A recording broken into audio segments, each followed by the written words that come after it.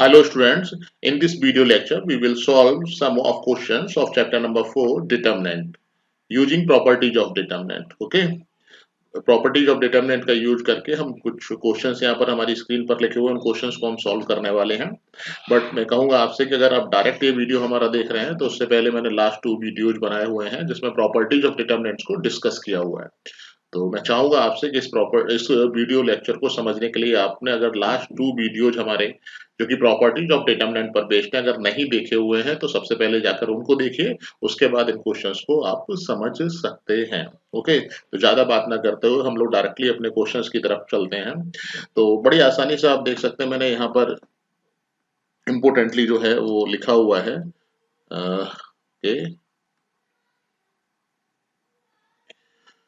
Prove the following using properties of determinants, ये highlighted किया हुआ। ये प्रॉपर्टीज ऑफ डिटरमिनेंट के थ्रू मैंने क्यों लिखा हुआ है, देखिए हम आपको बता दें, कोई भी नंबर आप देख रहे होंगे कि यहाँ पर डिटरमिनेंट लिखा हुआ है और ये डिटरमिनेंट एक्सपेंड होने के बाद एक नंबर बन जाएगा। Okay, we know that. अगर आप इसको डायरेक्टली एक्सपेंड करते हैं इस क्वेश्चन को तो ऑब्वियस सी बात है आपको जीरो ये वैल्यू मिल जाएगी, बट हम इसको डायरेक्ट एक्सपेंड नहीं कर सकते हैं। हमें प्रॉपर्टीज जो है, ठीक है ना, उनका यूज करके विदाउट एक्सपेंडेशन हमें जो है वो जीरो प्रूव करना है। ओके, तो सबसे पहले हम बात करते हैं कि क्वेश्चन पहले हम राइट करेंगे, यहाँ पर लिखेंगे और उसके बाद इस क्वेश्चन के बारे में हमारा डिस्कस होगा। तो अगर मैं सबसे पहले कहूंगा आपसे कि अगर आपके पास पेन और नोटबुक है तो सबसे पहले ये सारे क्वेश्चन हमारे नोट डाउन कर लीजिए, क्योंकि बार बार मुझे स्क्रॉल करना पड़ेगा। तो आपके पास अगर सामने लिखे हुए होंगे क्वेश्चन तो बड़ी आसानी से आप समझ लेंगे। ओके, अदरवाइज आपको क्या है, स्क्रॉल करूंगा तो आपको भी ध्यान देना पड़ेगा यहाँ पर क्या क्वेश्चन लिखा हुआ है। तो बजाय इन सारी चीजों के मैं आपको सजेस्ट करूंगा कि सारे question at a one time आप नोटबुक पर अपने नोट डाउन कर लीजिए और उसके बाद फिर जो मैं एक्सप्लेनेशन आपको दे रहा हूँ उसको आप समझिए। तो फर्स्ट क्वेश्चन हमारा इस तरह से लिखा हुआ है, देखिए इसकी मैं लेफ्ट हैंड साइड यहाँ पर नोट डाउन कर रहा हूँ। I think X Y Z A B C और X plus A, X plus B, और सॉरी बाई प्लस बी होगा यहाँ पर, Y plus B and Z plus C. Okay, यहाँ पर ये क्वेश्चन लिखा हुआ है और राइट हैंड साइड हमारी जीरो है, विदाउट एक्सपेंडेंट इसको प्रूव करना है। तो देखिए मैं आपको बता देता हूँ, कभी भी आपको डिटरमिनेंट का इस तरह का क्वेश्चन मिलता है जिसमें आपको विदाउट एक्सपेंडेशन और यूजिंग प्रॉपर्टीज ऑफ डिटरमिनेंट आपको जीरो प्रूव करना है राइट हैंड साइड में, यानी कि जीरो लाना है। तो आपके दिमाग में दो प्रॉपर्टीज आनी चाहिए, टू प्रॉपर्टीज। कौन कौन सी प्रॉपर्टीज? प्रॉपर्टी नंबर 1, आप किन्हीं भी दो रो या कॉलम्स को आइडेंटिकल बना दीजिए। आइडेंटिकल का मतलब सपोज दैट अगर रो की बात करते हैं तो कोई भी दो रो के एलिमेंट जो हो जाए वो सेम हो जाए। अगर ऐसा है तो by the properties of determinant उस डिटरमिनेंट की वैल्यू जो है वो जीरो के इक्वल हो जाएगी। इसको ध्यान रखिएगा, ये प्रॉपर्टी जो है मैंने डिस्कस किया। और सेकंड नंबर क्या है, सेकंड में आप ऐसा भी कर सकते हैं, अगर किसी भी रो या कॉलम के सारे एलिमेंट अगर आप जीरो बना देते हैं तो उस डिटरमिनेंट की वैल्यू भी जो है वो क्या, जीरो हो जाती है।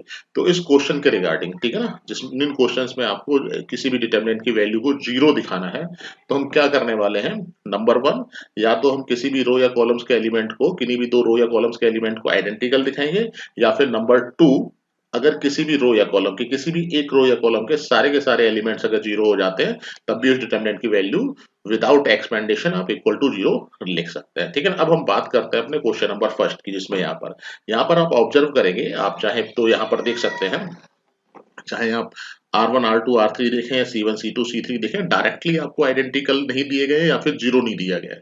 ठीक है ना, प्रॉपर्टीज का यूज करके हम उसको आइडेंटिकल बना सकते हैं। तो सबसे पहला तो हमारा कॉन्सेप्ट ये है डिटरमिनेंट के रिगार्डिंग, मैंने आपको बताया भी था कि प्रॉपर्टीज आप सारी लर्न कर लीजिए। ठीक है ना, फिर जब हमारे सामने क्वेश्चन आएगा तो फिर हम क्वेश्चंस में देखकर बता सकते हैं कि किस तरह की प्रॉपर्टी इसमें यूज होने वाली है। जो भी बच्चे इसे फर्स्ट टाइम कर रहे हैं, ठीक है ना, जो भी बच्चे इसे फर्स्ट टाइम कर रहे हैं उनको थोड़ा सा मैं कहूँ कि अनईजी लगेगा। ठीक है ना, उन्हें समझ में नहीं आएगा कि कैसे सर के दिमाग में आ रहा है कि प्रॉपर्टीज हमें लगाना है। बट मैं उन सभी बच्चों से ये कहूंगा कि आप प्रैक्टिस करिए, प्रॉपर्टीज अप्लाई करिए। जब आप 8 टू 10 क्वेश्चंस को प्रॉपर्टीज अप्लाई करके सॉल्व करने लगेंगे फिर आपके दिमाग में आइडियाज जो है वो बाय डिफॉल्ट, ठीक है ना, वो आने लगेंगे। आप देखकर समझने लगेंगे कि किस तरह की प्रॉपर्टीज हम यूज करने वाले हैं। फर्स्ट टाइम कर रहे हैं, फर्स्ट लेक्चर है, प्रॉपर्टीज यूज करके डिटरमिनेंट को सॉल्व करने का, तो थोड़ा सा अभी आपको लगेगा स्टार्टिंग में, बट जैसे जैसे प्रॉपर्टीज आपके दिमाग में आ जाएंगी, आप यूज करने लगेंगे क्वेश्चंस में प्रॉपर्टी, उन चीजों को आप बड़ी आसानी से समझ सकते हैं। तो इसमें कंफ्यूज मत होइएगा, प्रैक्टिस 8 टू 10 क्वेश्चंस, ठीक है ना, और बड़ी आसानी से आप इन क्वेश्चंस को सॉल्व करने वाले हैं। ठीक है ना, 8 टू 10 क्वेश्चंस आप पहले प्रैक्टिस कर लीजिए। ठीक है ना। देखिए यहाँ पर सबसे पहले आप देख रहे होंगे कि C3 जो आपका ये कर्सर पर जरूर ध्यान रखिएगा, मैं आपसे कहूंगा, मैं पढ़ा रहा हूँ यहाँ पर तो कर्सर को नोट डाउन जरूर करिए, क्योंकि जो भी चीजें मैं यहाँ पर बोल रहा हूँ वो कर्सर जो है उसके अलोंग अगर आप ध्यान देंगे तो चीजें आसानी समझ में पाएंगे। अभी देखिए मैं इसको सर्कुलेट कर रहा हूँ C3 के अलोंग, ठीक है ना। C3 में जो एलिमेंट्स लिखे हुए वहां पर जब भी आपको, ठीक है ना, मैं ट्रिक्स थोड़ा सा बता दे रहा हूँ, किसी भी रो या कॉलम्स के element as a sum of two or more element लिखे हुए हैं, तो जैसे यहाँ पर as a sum of two elements लिखे हुए हैं, जैसे C3 के एक्स और ए, वाई बी, तो इस डिटर्मिनेंट को भी हम टू डिटर्मिनेंट्स में एज अ सम लिख सकते हैं। For example X Y Z इसी तरह से रहेगा हमारा, ए बी सी इसी तरह से रहेगा। इसमें क्या करने वाले हैं, एक्स वाई जेड, ठीक है ना। इसको इस तरह से लिख लिया पहला एलिमेंट, प्लस प्रॉपर्टी आपको ध्यान होगी C1 और C2 में कोई भी चेंज नहीं होगा हमारा, ABC इस तरह से लिख सकते हैं। और थर्ड जो आपका C3 है, यहाँ पर सेकंड एलिमेंट ABC लिख सकते हैं। उसके बाद थोड़ा सा हम सोचेंगे इस क्वेश्चन के रिगार्डिंग। जब भी आपको इस तरह का क्वेश्चन मिले, मैं फिर कहता हूं आपसे कि ध्यान रखिएगा ये ट्रिक, हम उसको as a sum of two determinants लिख सकते हैं, ध्यान रखिएगा, ठीक है ना। ऐसा नहीं है कि इस क्वेश्चन को हम दूसरी तरीके से सॉल्व नहीं कर सकते, बट इन जनरल मैं आपको बता देता हूँ, आपके दिमाग में कुछ भी नहीं आ रहा है तो फिर आप इस तरह से कर सकते हैं। उसके बाद जब आप ऑब्जर्व करेंगे, यहाँ पर देखिए जरा, यहाँ पर C1 और C3 के जो एलिमेंट्स है वो आइडेंटिकल है, तो इस डिटर्मिनेंट की वैल्यू जीरो हो जाएगी। और यहाँ पर C2 और C3 के एलिमेंट्स आइडेंटिकल है, तो इस डिटर्मिनेंट की वैल्यू भी जीरो हो जाएगी और इक्वल टू जीरो आपका राइट हैंड साइड। यहाँ पर आप चाहो तो रीजन लिख सकते हैं, since C1 and C3 in first determinant, okay, first determinant and C2 and C3 in second determinant are identical, ठीक है ना। ये रीजन चाहे तो आप बात के लिए यहाँ पर, अभी तो आपको समझ में आ रहा होगा, लेकिन जब बाद में आप देखेंगे क्वेश्चन हो सकता है मिस हो जाए कॉन्सेप्ट, तो यहाँ पर आप आसानी से समझ लेंगे। तो आई होप कि ये क्वेश्चन जो है बड़ी आसानी से, देखिए इसका अल्टरनेट मेथड भी आप अगर ध्यान दें यहाँ पर, तो आप अगर C1 और C2 को ऐड कर लेते हैं, ठीक है ना। आप नहीं अगर ये करना चाह रहे हैं, टू डिटरमिनेंट में कन्वर्ट नहीं करना चाह रहे, तो अगर आप C1 C2 को ऐड कर लेंगे तो x plus A Y plus B Z plus C element जो है वो सेम एज एलिमेंट्स आपके C3 हो जाएंगे। तो इस केसेस में भी आइडेंटिकल हो गए, तो फिर आपको टू डिटरमिनेंट्स में कन्वर्ट करने की जरूरत ही नहीं है। बट मैं बोल रहा हूँ इन जनरल, अगर आपके दिमाग में ये सारी चीजें नहीं आ रही हैं और किसी भी रो या कॉलम्स के element as a sum of two or more element लिखे हुए हैं, तो डिटर्मिनेंट्स को भी हम as a sum of two or more determinant जो है वो लिख सकते हैं। इसका आपको जो है वो ध्यान रखना है, ओके। चलिए अब अपने क्वेश्चन नंबर सेकंड की तरफ हम यहाँ पर चल रहे हैं। क्वेश्चन नंबर सेकंड में देखिए यहाँ पर a minus B B minus C C minus a symmetric में टर्म्स लिखे हुए हैं, a minus B B minus C C minus a B minus C C minus A minus b, ये सब लिखा हुआ है आपका। इसी तरह c माइनस ए माइनस बी माइनस सी, और इसमें भी आपको राइट हैंड साइड में क्या बनाना है, इसको जीरो बनाना है। अप्रोच हमारी वही रहने वाली है। चलिए पहले क्वेश्चन हम नोट डाउन करते हैं, उसके बाद इस पर डिस्कस करते हैं, ओके। क्वेश्चन नंबर सेकंड की बात कर रहा हूँ यहाँ पर, left hand side a minus B B minus C C minus A minus B के बाद B minus C minus A आ जाएगा यहाँ पर, B minus C minus A होगा आई थिंक,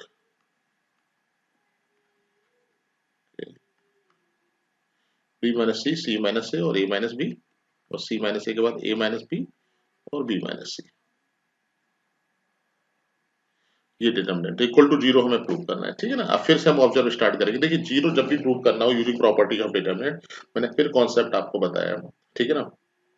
क्या कि आप किसी भी रो या कॉलम्स के, किन्हीं भी दो रो या कॉलम्स के एलिमेंट को आप आइडेंटिकल कर दीजिए, और सेकंड, ठीक है ना, make all elements of any one row और कॉलम्स इक्वल टू जीरो, यानी कि अगर किसी भी एक रो या कॉलम के सारे एलिमेंट्स अगर जीरो हो जाते हैं तो फिर उसमें ये भी कर सकते हैं। देखिए जहां पर मैं आपका बता दूं आइडेंटिकल, और दूसरा आपका, अब इसमें आप बहुत सारे बच्चे ये सोच रहे होंगे सर ये तो एज अ डिफरेंस ऑफ लिखा हुआ है टू एलिमेंट्स, तो इसको हम कन्वर्ट करते हैं जो आपने लास्ट क्वेश्चन में किया हुआ था। तो बिल्कुल मैं सजेस्ट नहीं करूंगा इसके लिए, क्योंकि लास्ट जो क्वेश्चन था उसमें किसी एक रो या कॉलम के element as a sum of two elements लिखे हुए थे, ठीक है ना।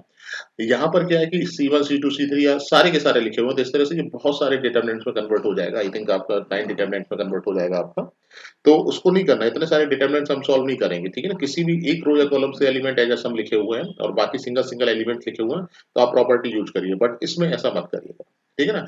तो फिर अगर हम ऐसा नहीं कर सकते तो फिर कैसे सॉल्व करेंगे, मैं आपको बता दूं, ये पैटर्न आप ध्यान रखिएगा। कहीं पर भी अगर आप a minus B B minus C minus, ये साइक्लिक ऑर्डर में माइनस में लिखा हुआ अगर आप देखते हैं, ठीक है ना, यहाँ पर ए माइनस बी, चाहे आप इसको सी वन से ऑब्जर्व कर लें या रो वाइज कॉलम ऑब्जर्व कर लें, जैसे ए माइनस बी माइनस सी माइनस ए, कर्सर पर ध्यान रखिएगा, या फिर कॉलम वाइज ऑब्जर्व कर लें, यानी कि ये तो मैंने रो वाइज किया है सी वन के, और कॉलम वाइज भी अगर आप करेंगे तो ए माइनस बी माइनस सी माइनस ए, ठीक है ना, ये लिखा हुआ है एलिमेंट। कभी भी अगर इस पैटर्न पर ए माइनस बी माइनस सी माइनस ए का साइक्लिक ऑर्डर एज डिफरेंस आए, तो आप हमेशा ध्यान रखिएगा अगर हम सम करेंगे तो वो इक्वल टू जीरो हो जाएगा। जैसे फॉर एग्जाम्पल अगर मैं बात करूं यहाँ पर इन तीनों टर्म्स को, ठीक है, चाहे हम कॉलम वाइज देख लीजिएगा, अगर हम इसको ऐड करते हैं तो ये जीरो बन जाएगा आपका। और मैं आपसे कहता हूँ कि ये डिटर्मिनेंट्स के जितने भी एलिमेंट्स लिखे होते हैं सिमेट्रिकली लिखे होते हैं। आप एक में प्रॉपर्टी लगाइए, जैसे मैंने कहा आपसे कि ए माइनस बी में आप ऑब्जर्व कर रहे हैं, ए माइनस बी से मैंने ऑब्जर्व किया, मैंने नीचे नहीं देखा ए माइनस बी माइनस सी माइनस, और ये इक्वल टू जीरो बन रहा है आपका। तो फिर आपको ध्यान देने की जरूरत नहीं है ज्यादा, या सोचने की जरूरत नहीं है, आप प्रॉपर्टी अप्लाई कर सकते हैं। नीचे भी जो टर्म्स बनेंगे वो सिमेट्रिकली या तो जीरो हो जाएंगे, या फिर हमें ऐसे टर्म्स मिलने वाले हैं जिससे आसानी से आपका सॉल्व होने वाला है।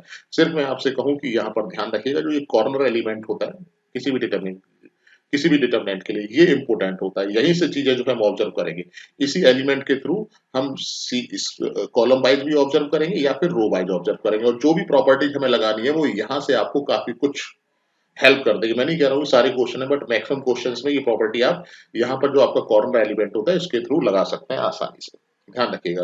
तो ये तो इस क्वेश्चन की बात हुई कि यहाँ पर तो आपका ए माइनस बी माइनस सी माइनस सी ऑर्डर दिया हुआ है, और मैंने थोड़ा सा आपको ट्रिक भी बता दी कि अगर आप सम करेंगे तो जीरो बनेगा। और हमारी अप्रोच जो लाइन ऑफ थिंकिंग थी वो भी यही थी कि एलिमेंट्स को अगर हम जीरो बना पाए किसी भी एक रो या कॉलम्स के, तो फिर इस डिटरमिनेंट की वैल्यू आपको विदाउट एक्सपेंडेशन आप जीरो लिख सकते हैं। ओके, रिपीट वंस अगेन, एक बार मैं फिर से बता देता हूं, अगर विदाउट एक्सपेंडेशन आपको किसी भी डिटरमिनेंट की वैल्यू जीरो दिखानी है, तो दो प्रॉपर्टीज का आप ध्यान रखिए, किन्हीं भी दो रो या कॉलम्स के एलिमेंट को आप आइडेंटिकल बना सकते हैं। सेकंड, अगर किसी भी एक रो या कॉलम के सारे एलिमेंट जीरो हो जाते हैं, तब भी उस डिटरमिनेंट की वैल्यू जो है वो जीरो हो जाएगी। कई बच्चों के दिमाग में सर हम इसको एक्सपेंड नहीं कर सकते डायरेक्ट, तो मैंने पहले ही बोला हुआ है, ऊपर लिखा हुआ है यूजिंग प्रॉपर्टीज ऑफ डिटरमिनेंट, ठीक है ना। तो फिर आपको without expansion equal to zero बनाना, जीरो जब भी बनाना होगा विदाउट एक्सपेंडेशन और यूजिंग प्रॉपर्टीज ऑफ डिटरमिनेंट लिखा हुआ, तो यूजिंग प्रॉपर्टीज ऑफ डिटरमिनेंट का यूज करके ही बनाना है, इसका ध्यान रखना है। अब यहाँ पर हम क्या करने वाले हैं, इसको कैसे लिखने वाले हैं, अप्लाई जो प्रॉपर्टीज हम यूज कर रहे हैं, ठीक है, हमने इनको ऐड तो किया, जैसे हमने लिखा कि हमने चलिए C1 plus C2 plus C3, इसको हम ऐड करेंगे, लेकिन ये प्रॉपर्टीज या जो एलिमेंट्स हमारे बनेंगे ये किस रो या कॉलम में लिखे जाएंगे वो भी हमें यहाँ पर लिखना पड़ेगा। तो मैंने लास्ट वीडियो लेक्चर में जो प्रॉपर्टी मैंने आपको बताई थी, मैंने कहा था आपको ध्यान रखना है जब भी इस तरह की प्रॉपर्टी करस्पॉन्डिंग आप रो या कॉलम्स को ऐड करते हैं, तो प्रॉपर्टी लगाने के लिए ये ध्यान रखना है कि जो भी आपका कॉलम है या रो है, क्योंकि यहाँ पर कॉलम है तो मैं कॉलम की बात कर रहा हूँ, उसका साइन चेंज नहीं होना चाहिए। तो यहाँ पर ना C1 का साइन चेंज हो रहा है, ना C2 का, ना C3 का। यदि साइन चेंज करने का मतलब है ना तो हम किसी नंबर का यहाँ पर मल्टीप्लाई करते हैं साइन और प्लस उसकी वैल्यू, जैसे अगर सपोज दैट मैंने यहाँ पर 2 लिख दिया, ओके, तो अब ये प्रॉपर्टी हमारी C3 में अप्लाई नहीं हो सकती, जैसे C1 या C2 में। अगर मैंने यहाँ पर 3 लिख दिया सपोज दैट, ठीक है ना, तो फिर आप ध्यान रखिएगा हम इसको ना तो C3 में प्रॉपर्टी अप्लाई कर सकते हैं ना C1 में, तो डेफिनेटली C2, यानी जिसमें भी आपको प्रॉपर्टी अप्लाई करनी है उसका साइन चेंज नहीं करना है, ध्यान, साइन और इवन वैल्यू चेंज नहीं करनी है, इसका ध्यान रखना। ये लास्ट वीडियो लेक्चर में हम लोगों ने जब प्रॉपर्टीज आपको बताई थी तो वहां पर ये डिस्कशन हो चुका है। ओके, तो यहाँ पर ओके, तो यहाँ प्रॉपर्टी आप C1 C2 C3 किसी में भी अप्लाई कर सकते हैं, क्योंकि किसी का भी साइन चेंज नहीं होता, प्रॉपर्टी हम C1 में, यानी कि ऐड होने के बाद जो हमारे एलिमेंट्स लिखे जाएंगे वो C1 में लिखे जाएंगे, ठीक है ना। इसका मीनिंग ये हुआ आपका, जब हम ऐड करेंगे तो बड़ी आसानी से समझ सकते हैं, C1 में ये भी जीरो बन जाएगा, इन तीनों को भी जब आप ऐड करेंगे, ठीक है ना, जैसे B minus c plus C minus a plus A minus b add करेंगे तो ये आपका B से B कैंसिल हो जाएगा, C से C कैंसिल हो जाएगा और A से A कैंसिल हो जाएगा, तो जीरो, ये भी आपका जीरो बन गया। और फिर इस तरह से आप चेक कर सकते हैं ये भी आपका जीरो बन गया। C2 और C3 में कोई चेंज नहीं है, ध्यान रखिएगा, कोई प्रॉपर्टी अप्लाई नहीं हुई है, तो इसको एज इट इज हम इसी तरह से लिख सकते हैं। और सिमिलरली इसी तरह से C माइनस ए माइनस बी और B माइनस सी, ओके, और यहाँ पर बड़ी आसानी से समझ सकते हैं equal to zero, as reason आप डाल देंगे ऑल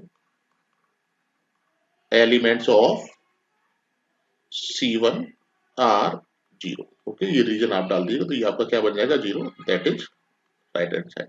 बड़ी आसानी से यहाँ पर इस क्वेश्चन को आप समझ सकते हैं। स्टार्टिंग में मैं आपको बताऊंगा थोड़ा सा टाइम लेना पड़ेगा आपको, ठीक है, जैसे ही आप क्वेश्चंस करना स्टार्ट कर देंगे और चीजें समझ में आने लगेंगी, आप बड़ी आसानी से करने वाले हैं क्वेश्चंस, ठीक है ना।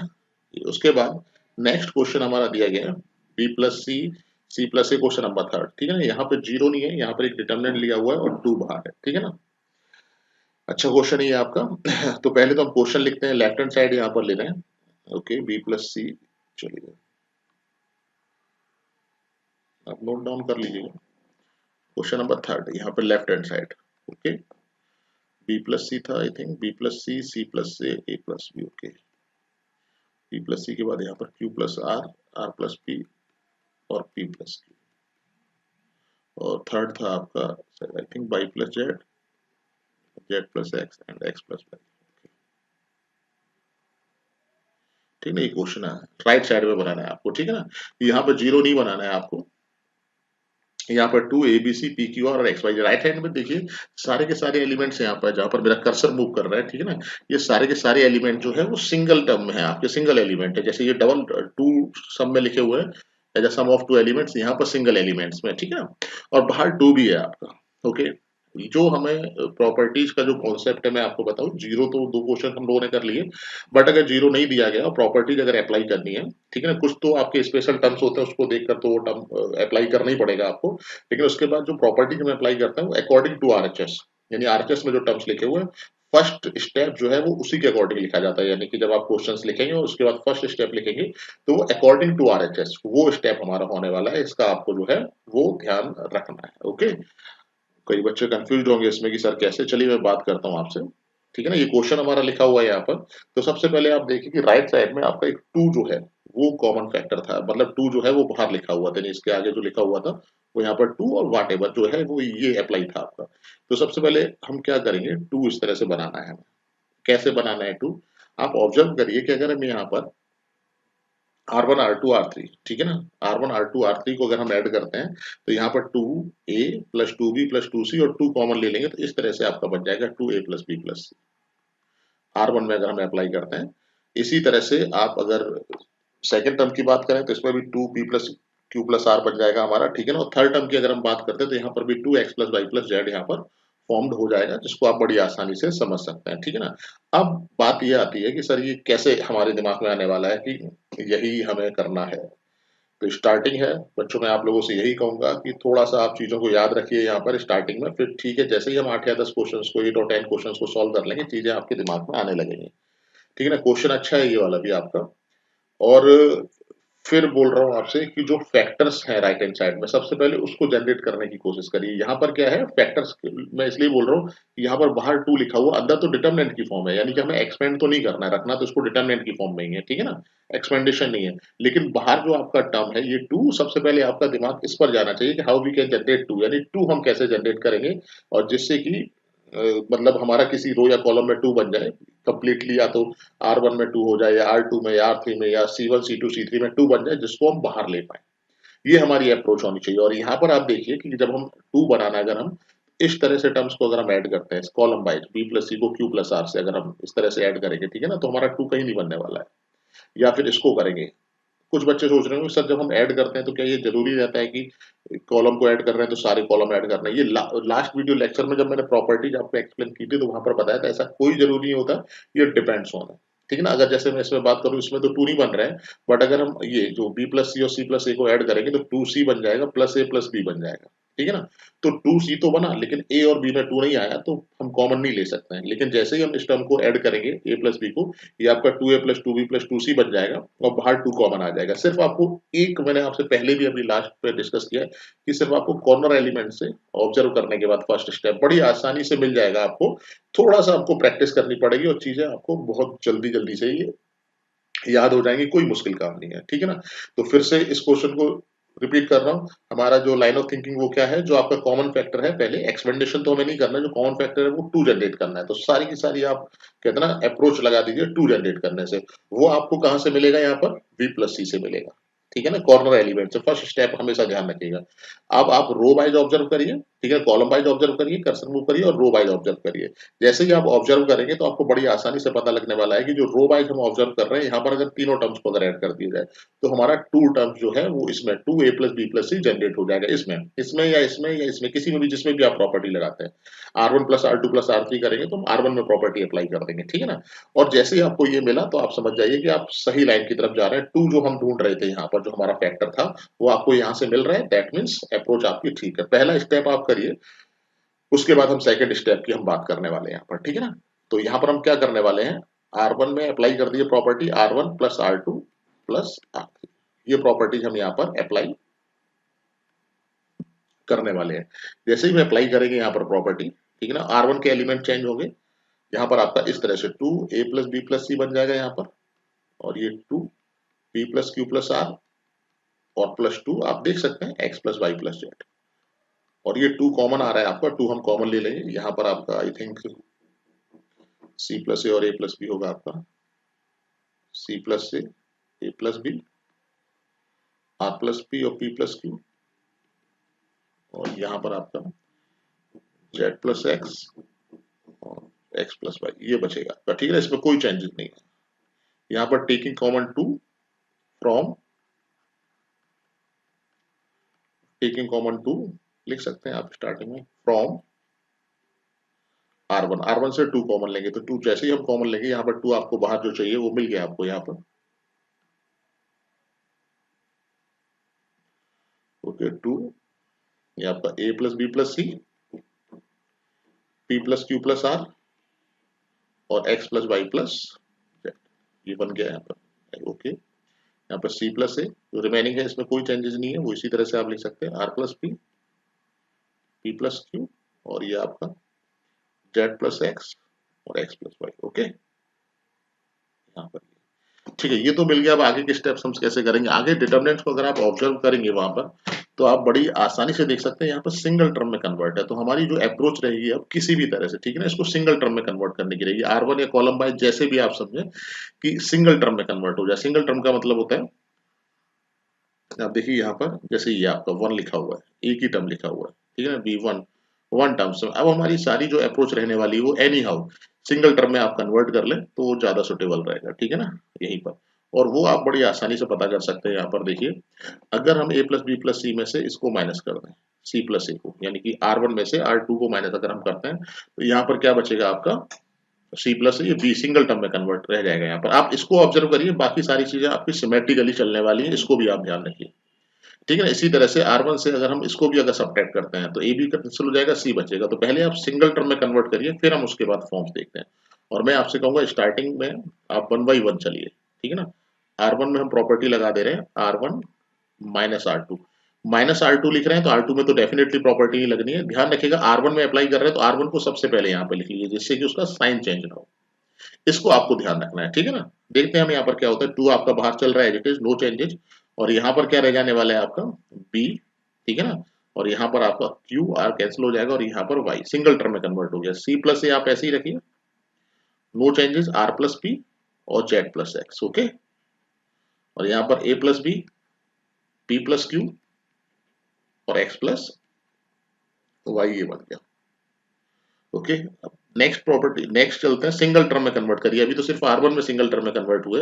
अगर हम यहाँ पर जैसे c प्लस ए और a प्लस, अगर हम इसमें देखिए जरा, यहाँ पे सिंगल b कैंसिल हो, b कन्वर्ट हो गया यहाँ पर, और अगर हम a प्लस बी में से b को माइनस कर दें तो ये बचेगा, c प्लस ए में से a को नहीं। आप, मैं आपको बता दूं कि आप ऑब्जर्वेशन जो है वो आप कॉलम वाइज ही रखिए इस तरह से, यहाँ से आपको कुछ नहीं मिलने वाला, क्योंकि यहाँ पर टर्म्स डिफरेंट है आपके, q और y है, ठीक है ना। यहाँ से ऑब्जर्व करेंगे आप, a प्लस बी में से अगर b को माइनस कर दें तो a प्लस बी में से b को माइनस करेंगे, दैट मीन्स R3 में से आप माइनस कर रहे हैं। भाई सिंगल टर्म में आपको R3 में कन्वर्ट करना है तो प्रॉपर्टी तो R3 में अप्लाई होगी, यहाँ पर R3 माइनस R1 कर लीजिए। R1 करेंगे तो यहाँ पर आपका जो है सिंगल टर्म में कन्वर्ट हो जाएगा। ये हमारी जो अप्रोच है, इस सारे एलिमेंट्स को सिंगल टर्म में कन्वर्ट, जो as a sum of two elements लिखे हुए हैं उन सारे एलिमेंट्स को सिंगल टर्म में कन्वर्ट करने की हो रही है। तो इसका आपको थोड़ा सा ध्यान रखना है कि किस तरह से, थोड़ा सा देखिए हम आपको बता दें कि अब ऐसा तो नहीं है कि सारी चीजें आपको एज इट इज बड़ा बाय द फॉर्मूला मिल जाए, प्रॉपर्टीज बता दी गई हैं, और प्रॉपर्टीज को कैसे यूज करना है इसको थोड़ा सा आपको प्रैक्टिस करेंगे तो तब समझ में आने वाली है।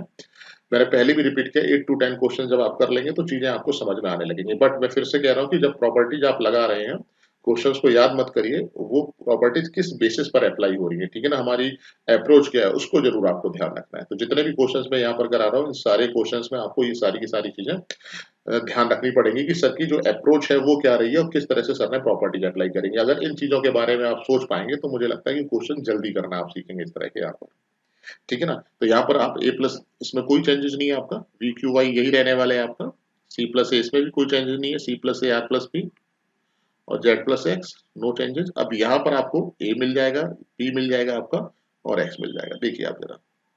और फिर उसके बाद यहाँ पर ये रह गया आपका सिर्फ इसमें प्रॉपर्टी अप्लाई, इसमें से R2 में से, ठीक है ना, R3 को माइनस करते हैं, सी प्लस ए में से ए को माइनस करेंगे। आई थिंक आप समझ पा रहे होंगे, आई होप कि यहाँ पर आप R2 में अप्लाई करेंगे प्रॉपर्टी R2 माइनस R3, तो यहाँ पर ये भी सिंगल टर्म में कन्वर्ट हो जाएगा, ठीक है ना।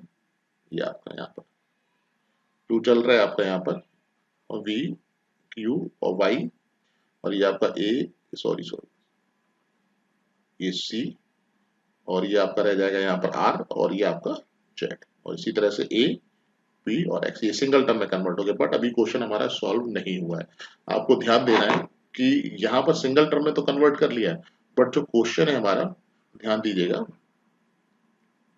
यहाँ पर आपका ए बी सी यानी ए पी एक्स ऊपर आना चाहिए, फिर बी आना चाहिए, फिर सी आना चाहिए, ए ऊपर रहना है टॉप पर। तो आप हम देखेंगे सबसे पहले 1 बाई 1 हम कैलकुलेट करेंगे कि ए अगर हमें ऊपर पहुंचाना है, ए पी एक्स टर्म्स तो हमारे ठीक लिखे हुए बट यहाँ पर है ये, तो हम R1 और R3 को इंटरचेंज कर देते हैं। R1 और R3 ये सिंबल होता है हमारा R1 R3 को इंटरचेंज करने का।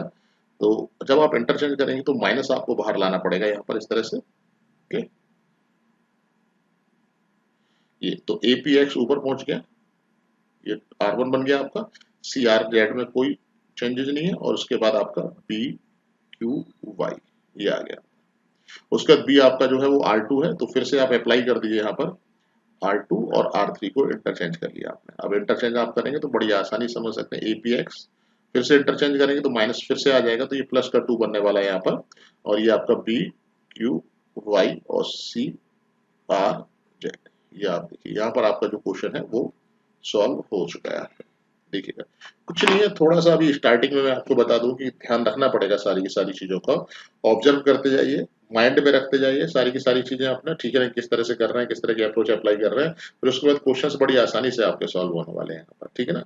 मैंने बोला कि 8 to 10 क्वेश्चंस आप कर लीजिए प्रैक्टिस, जो भी है नहीं हो आप डिफरेंट डिफरेंट 8 to 10 क्वेश्चन जहां पर भी आपको मिल रहे हैं प्रैक्टिस करिए, चीजें आपको बड़ी आसानी से समझ में आने वाली। ओके, चलिए जल्दी से अपने क्वेश्चन नंबर, तो मैं आपको बता दूं 4 की तरफ चल रहा हूँ, बट उससे पहले थोड़ा सा मैं यहाँ पर स्पेस बना लेता हूँ।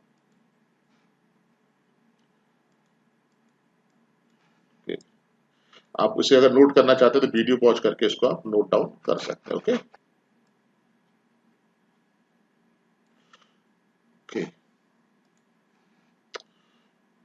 Okay, now observe question number 4, यहाँ पर लिखा हुआ है, इसमें आपको राइट साइड में जीरो बनाना है, लेफ्ट हैंड साइड यहाँ पर जीरो ए माइनस बी।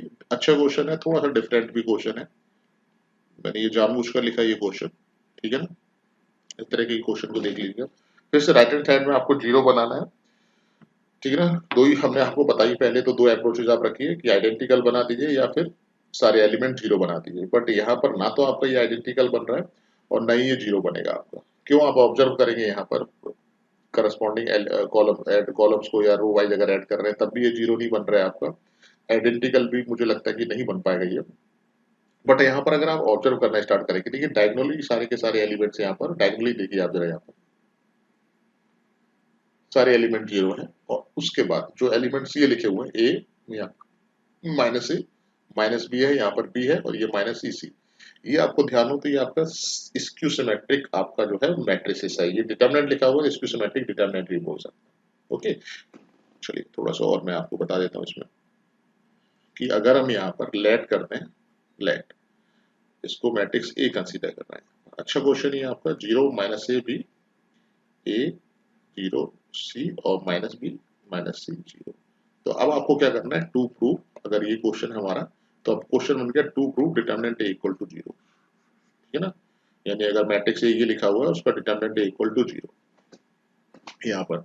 अब अच्छा बड़ी इसकी सिमेट्रिक मैट्रिक्स से बड़ी आसानी से समझ सकते हैं, यहाँ पर आप चाहो तो डायरेक्ट लिख दो, सिंस एज, कुछ बच्चे अगर इस सिमेट्रिक और इसको सिमेट्रिक नहीं पढ़ा हुआ है तो मैं कहूँगा थोड़ा सा आप जाकर उसको पढ़िए, इस यहाँ पर सिमेट्रिक मैट्रिक्स है आपका, और अगर ऐसा है यहाँ पर तो आप लिख सकते हैं ए डैश इक्वल टू माइनस ए, शायद आपको समझ में आ रहा होगा ये।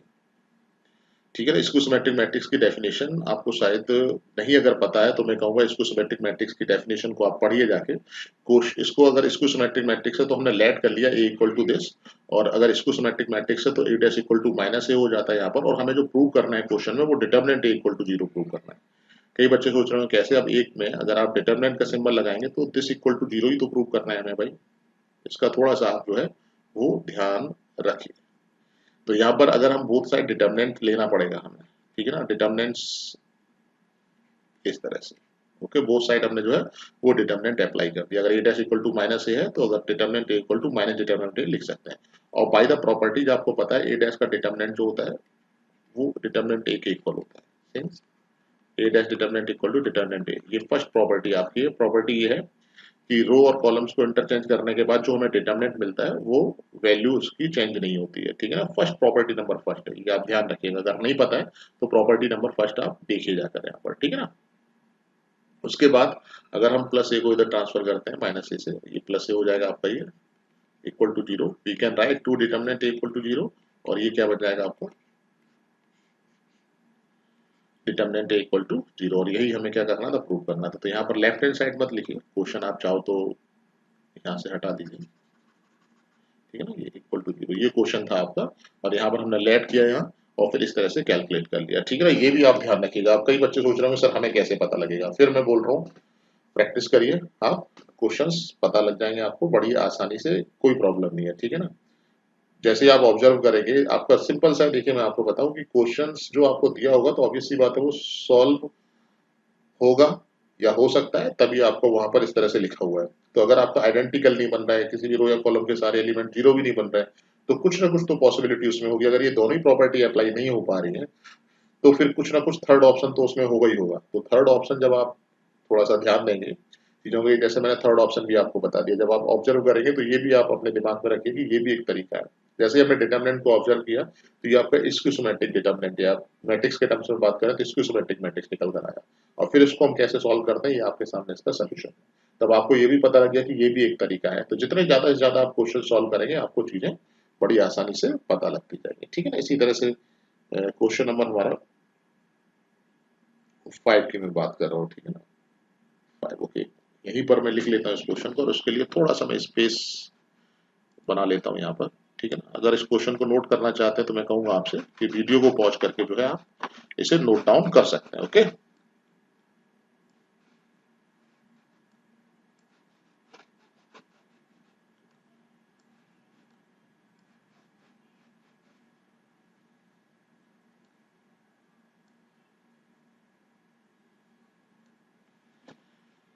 चलिए, ये क्वेश्चन है, यहाँ पर हम लेफ्ट हैंड साइड लेंगे। देखिए जरा, ये क्वेश्चन लिखा हुआ है 5 आपका, लेफ्ट हैंड साइड यहाँ पर लीजिए,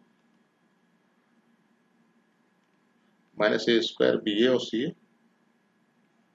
A B minus B square C B और ए सी बी सी और माइनस सी स्क्वायर, ये लिखा हुआ है, ठीक है ना। यहाँ पर आपको 0 प्रूव नहीं करना है, आपको प्रूव करना है 4 ए स्क्वायर बी स्क्वायर सी स्क्वायर। मैंने पहले भी बोला है आपसे और फिर से एक बार रिपीट कर रहा हूँ कि फर्स्ट स्टेप जो है डिटर्मिनेंट्स का, अगर आपको 0 प्रूव नहीं करना है, 0 के लिए मैंने अप्रोच आपको बता दिया, ठीक है ना। तो फर्स्ट स्टेप हमारा अकॉर्डिंग टू, यहाँ पर आरएचएस हम लेते हैं। थोड़ा सा और मैं इसको एक्सप्लेन करता हूँ क्वेश्चन को। आरएचएस में देखिए सारे नंबर्स हैं, ये 4 है, ये ए टू ए है, ये बी टू बी है, और इंटू सी है, ठीक है ना। यहाँ पर ये सारे के सारे 4 ए 2 बार आपका बी 2 टाइम्स लिखा हुआ, सी 2 टाइम्स, ये सारे के सारे फैक्टर्स हैं। आपकी अप्रोच इस तरह से होनी चाहिए कि किसी भी तरह से अगर आप बाहर, ठीक है ना, इस डिटरमिनेंट के बाहर ये हम सारी की सारी चीजें बना पाए, 4 ए बी बी सी सी इस तरह से। तो आप जरा ऑब्जर्व करेंगे तो देखिए R1 में आप ऑब्जर्व करिए आपका ए कॉमन है, R2 में बी कॉमन है, R3 में सी कॉमन है, या फिर हम C1 से भी ऑब्जर्व कर सकते हैं, C1 में भी ए कॉमन है, C2 में भी बी कॉमन है, ये सी। अब कॉमन क्यों हम ऑब्जर्व कर रहे हैं, क्योंकि आपको ये टर्म्स जनरेट करने, किसी भी तरह से अगर आप बाहर ए बना सकें, 4 बना सकें, कोई भी एक, या ए बी सी आप बना सकें तो आप बिल्कुल जरूर जरूर बनाइए, मैं आपसे कहता हूँ यहाँ पर, ठीक है ना। जो फैक्टर्स है, हमारी फर्स्ट अप्रोच जो होगी डिटरमिनेंट्स के क्वेश्चंस में, वो जो हमारा राइट हैंड साइड लिखा होगा उसके अकॉर्डिंग होगी। एनी हाउ आपके जो फैक्टर टर्म्स है वो किसी तरह से अगर बन रहा है, तो यहाँ पर जब हम ऑब्जर्व करेंगे तो बड़ी आसानी से आपको एबीसी कॉमन मिल रहा है, ठीक है ना। तो आप R1 R2 R3 से भी ले सकते हैं कॉमन, और C1 C2 C3 से भी ले सकते हैं, इसका आपको ध्यान रखना है, ठीक है ना। एज योर चॉइस, जैसा आप करना चाहें ले सकते कर सकते हैं। तो मैं यहाँ पर लिख रहा हूँ टेकिंग कॉमन, स्टेप में लिख दे रहा हूँ यहाँ पर, जिससे कि आप बाद में भी क्वेश्चन को पढ़े तो समझ में आए। A comma B comma C from R1 R2 R3 respectively, ठीक है ना। तो ए बी सी कॉमन आ गया आपका ये बाहर, और R1 से ए कॉमन लिया तो यहाँ पर माइनस ए बी और सी, यहाँ पर बी कॉमन लिया तो ए माइनस बी और ये सी बचेगा यहाँ से, और से यहाँ से सी कॉमन ले लिया है R3 से, तो ए रह जाएगा यहाँ पर बी और यहाँ पर फिर से माइनस सी। फिर से जरा आप ऑब्जर्व करेंगे फर्स्ट स्टेप के बाद फिर से देखिए आपका कॉमन आ रहा है। इस बार कॉमन जो आपका है वो C1 C2 C3 से आ रहा है, तो आप कॉमन ले सकते हैं क्योंकि आपको बाहर ए स्क्वायर बी स्क्वायर फिर से ए बी सी कॉमन हो जाएगा, तो ये ए स्क्वायर बी स्क्वायर सी स्क्वायर बनेगा, और राइट हैंड साइड में आपको ए स्क्वायर बी स्क्वायर सी स्क्वायर बनाना भी है, ये भी ध्यान रखिएगा, ये देखिएगा, ठीक है ना। तो यहाँ से जब आप ऑब्जर्व करेंगे तो आपको आसानी से पता लगने वाला है। तो फिर से टेकिंग कॉमन, अब इस बार A B C from C1 C2 and C3 respectively, ये आपको करना है। तो यहाँ पर क्या बनने वाला है आपका, ये ए स्क्वायर बी स्क्वायर सी स्क्वायर -1 1 1 1 -1 1, और ये आपका 1 1 और -1, ये इस तरह से यहाँ पे जनरेट हो जाएगा। उसके बाद क्या करने वाले हैं हम यहाँ पर, जब भी आपको किसी भी डिटरमिनेंट में 1 1 1 मिल जाता है, ठीक है ना, यहाँ पर क्या करेंगे, आपको 4 और बनाना है बार, ठीक है ना। तो अब क्या करना है, प्रॉपर्टीज हम यूज कर चुके हैं, लेकिन कभी भी अगर आपको किसी भी डिटरमिनेंट को एक्सपेंड करना हो, ठीक है ना, बहुत सारे बच्चे सोच रहे होंगे सर आपने मना किया है कि एक्सपेंड नहीं करना है, तो एक्सपेंड तो आपको करना पड़ेगा। क्यों करना पड़ेगा, इसको थोड़ा सा मैं एक्सप्लेन कर दूं। 4 बनाना है, ठीक है ना, 4 बनाने के लिए आपको डायरेक्ट 4 नहीं मिलने वाला है, ठीक है ना। आप सोचे कि हम 4 कॉमन ले लें, और वहां पर तो राइट हैंड साइड में 0 बनाना था, तो विदाउट एक्सपेंडेशन आपका 0 बन गया था, बट अगर 4 बनाना है तो विदाउट एक्सपेंडेशन हम 4 यहाँ से नहीं बना सकते। सोच रहे होंगे कि 4 क्यों बनाना है, क्योंकि यहाँ पर अभी 4 बनेगा तभी 4 का इंटू होने के बाद ये आपको राइट हैंड साइड मिलने वाली है। तो 4 तो आपको यहाँ पर बनाना पड़ेगा, और ये विदाउट एक्सपेंडेशन आप नहीं बना सकते। बट आप ध्यान रखिएगा प्रॉपर्टीज ऑफ डिटरमिनेंट में कभी इस तरह की सिचुएशंस आती है कि आपको एक्सपेंड करना ही है, ठीक है ना, प्रॉपर्टीज का यूज करके। तो ध्यान रखिएगा किसी भी एक रो या कॉलम्स के 2 एलिमेंट्स को आप 0 बनाइए। ध्यान रखिएगा किसी भी, फिर से मैं रिपीट कर रहा हूँ, किसी भी एक रो या कॉलम्स के 2 एलिमेंट्स को आप 0 बनाइए। जब आपको ये सारी चीजें मिल गई यहाँ पर, अब आपकी अप्रोच जो होनी है कि किसी भी तरह से अगर हम रो या कॉलम्स के एलिमेंट को 0 बना पाए, ठीक है ना, 0 बनाइए, और उसके बाद ही आपको इसको एक्सपेंड करना है, क्योंकि 2 0 बनने के बाद सिर्फ एक एलिमेंट रह जाएगा जिसके अलावा हम उसको एक्सपेंड करते हैं। कई बच्चों को कंफ्यूजन होगा, चलिए मैं बताता हूँ आपको।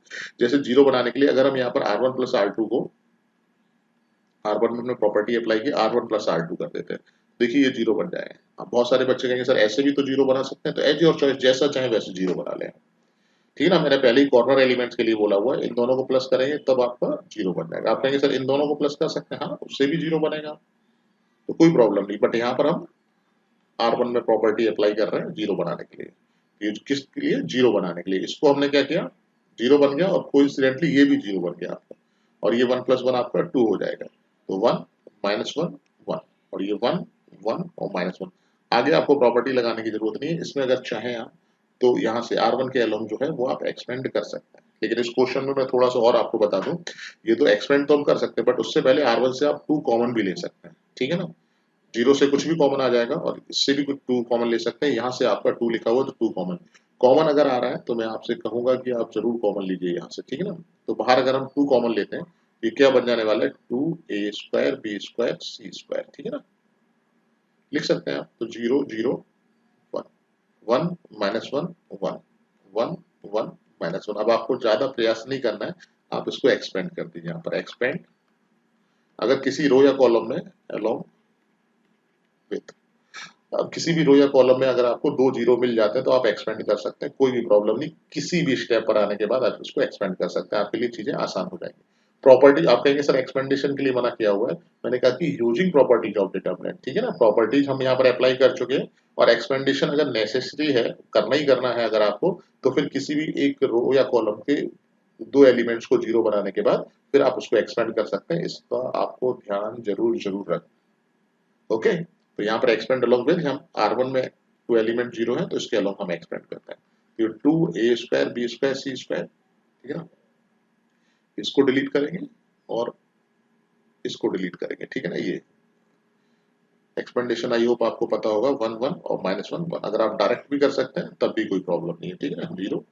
और उसके बाद ये आपका 2a² b² c² 1 1 -1 आएगा तो ये प्लस का 1 हो जाएगा, ये 2 और 2 का मल्टीप्लाई करेंगे तो ये बन जाएगा आपका 4a² b² c² यानी राइट हैंड साइड। स्टार्टिंग में मैंने क्वेश्चंस कुछ लिए हैं ये, ठीक है ना, ये क्वेश्चन आपका सॉल्व हो गया, ये लास्ट क्वेश्चन तक। स्टार्टिंग में मैंने कुछ क्वेश्चन लिए हैं, मैं कहूंगा आपसे कि सारे क्वेश्चंस को आप नोट डाउन करिए, देखिए और खुद से प्रैक्टिस करिए इसको। और उसके बाद फिर आगे के क्वेश्चंस मैं अगले वीडियो लेक्चर में आपको एक्सप्लेन करने वाला हूँ, और जो कि अगर इन क्वेश्चंस को आपने समझ लिया, छोटे छोटे से क्वेश्चंस थे आपके ये, तो आगे जो भी वीडियो लेक्चर में क्वेश्चंस आपसे डिस्कस करने वाला हूँ वो बड़ी आसानी से आपको समझ में आने वाले हैं। Okay, thank you.